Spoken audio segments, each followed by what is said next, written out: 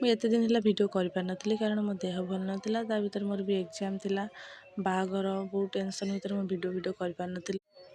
ତାପରେ ଏଇଠୁ ଆମେ ଯାଇଥିଲୁ ଡ୍ରେସ୍ କିଣିବା ପାଇଁ। ଡ୍ରେସ୍ କିଣିକି ଆସିଲା ପରେ ଦେଖନ୍ତୁ ଆମର କେମିତି ଡେକୋରେସନ୍ ହେଇଥିଲା। ବାହାର ବହୁତ ଭଲ ଡେକୋରେସନ୍ ହେଇଥିଲା, ଭିତରକୁ ଆହୁରି ବି ହେଇଥିଲା, କିନ୍ତୁ ମୁଁ ଭିତରକୁ ଯାଇନଥିଲି କାରଣ ମୁଁ ଭିତରକୁ ରେଡ଼ି ହେଇନଥିଲି।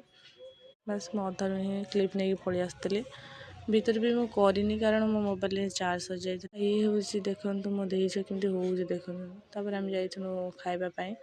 ଏଇଠି ବହୁତ ସାରା ଖାଇବା ହେଇଥିଲା, ତ ଆମେ ମିଶିକି ସବୁ ଏଇଠି ଖାଉଥିଲୁ। ମୋତେ ଯାହା ଯାହା ଭଲ ଲାଗେ ମୁଁ କେବଳ ସେଇଆକୁ ହିଁ ଆଣିଥିଲି। ତାପରେ ତା ଭିତରେ ଆମର ଆସିଯାଇଥିଲା ବର। ଆମେ ଯାଇଥିଲୁ ବର ଦେଖିବା ପାଇଁ। ଏଇଠି ଦେଖନ୍ତୁ ସେମାନେ କେମିତି ନାଚୁଛନ୍ତି। ନାଚ ମାନେ ପୁରା ଅଲଗା ପ୍ରକାର ନାଚୁଥିଲେ ସେମାନେ। ତାପରେ ଏଇଠି ଆମର ଦେଖନ୍ତୁ ବର ଭାଇ କେମିତି ଟେକିକି ଆଣିକି କେମିତି ନଚଉଛନ୍ତି। ଆମେ ସେପଟେ ନାଚୁଥିଲୁ କିନ୍ତୁ ଭିଡ଼ିଓ କ୍ଲିପ୍ କରିହେଲାନି କାରଣ ପାଣି ପଡ଼ୁଥିଲା ଉପରୁ, ସେଥିପାଇଁ ମୋବାଇଲର ବି ଚାର୍ଜ ଖତମ ହେଇକି ଆସୁଥିଲା। ତାପରେ ସେଥିପାଇଁ ମୁଁ ଭିଡ଼ିଓ ଏତେ କରିପାରିନଥିଲି। ନାଚ ସରି ସାରିଲା ପରେ ଦେଖନ୍ତୁ କେମିତି ଏମାନେ ହେଉଛନ୍ତି। ଏଇ ଦେଖନ୍ତୁ ପାଣି କେମିତି ପକାଉଛନ୍ତି। ଏଇଠି ହିଁ ମୋ ଭିଡ଼ିଓ କରିବା ବନ୍ଦ ହେଇଯାଇଥିଲା।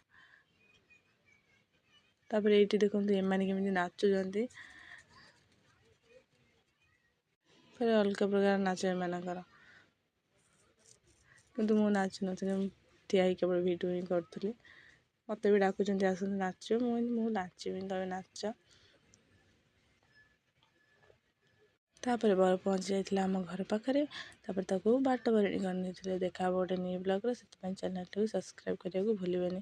ମୁଁ ବି ଆଉ ଭିଡ଼ିଓ କରିନି କାରଣ ମୁଁ ଶୋଇପଡ଼ିଥିଲି। ସେଥିପାଇଁ ମୁଁ ଆଉ ଭିଡ଼ିଓ କରିପାରିନି ବାହାଘର ଭିଡ଼ିଓ। ରହିଲି, ଜୟ ଜଗନ୍ନାଥ।